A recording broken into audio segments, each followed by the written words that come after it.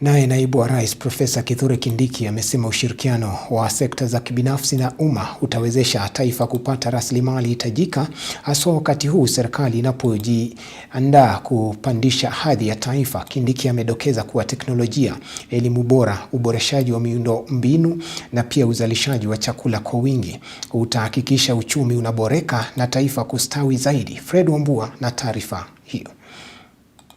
Rais William Ruto na serikali yake wanaendeleza ajenda ya kuifanya taifa la Kenya kuwa hadhi ya juu na taifa lililokuwa zaidi. Naibu wa rais Profesa Kithure Kindiki amesema kuwa ili kupata rasilimali zaidi ni vyema kuwepo kwa ushirikiano wa sekta za kibinafsi na umma, mfumo wa teknolojia ukipigwa upato, hasa kubuni ajira kwa wananchi. People are at the center of our development planning and development programs.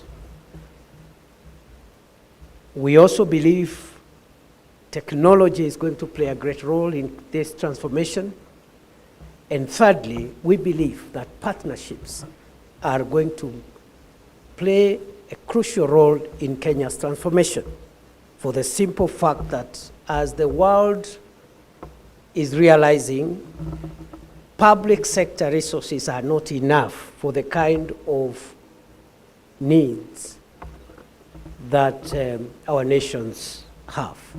And therefore, we will leverage on private sector partnerships with the public sector to get adequate resources to achieve our objectives. Kindiki akiweka wazi kuwa ili kufanikisha malengo haya ni jambo la busara kuhakikisha vita kupigana na ufisadi na wizi wa mali ya umma vinaenezwa kila mahali nchini ili kuwa na kizazi chenye nidhamu. The fight against corruption, theft of public funds, and all the negative things that our constitution frowns upon in Article 10 are important enablers for this transformation. Serious upgrade of our infrastructure, especially roads, airports, seaports, and railways.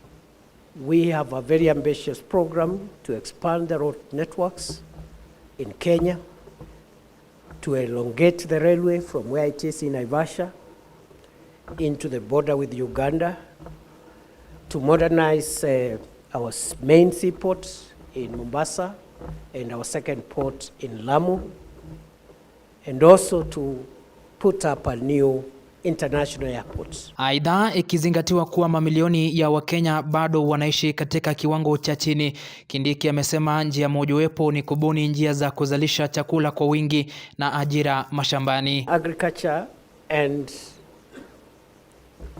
water. And for us to be able to use agriculture as a tool for transforming our economy and lifting our people from poverty and creating jobs, we must move from depending on precipitation to feed the people of Kenya and to create jobs using agriculture. Embarking on a serious water harvesting and storage program to build 50 mega dams, 200 mid-sized dams, and about 1,000 mini dams across Kenya to harvest and store water for irrigation and put an additional 2.5 million acres of land under irrigation. Amezungumza haya katika kongamano la kujadili ushirikiano kati ya serikali na sekta za kibinafsi. Fredrick Wambua, Undugu TV.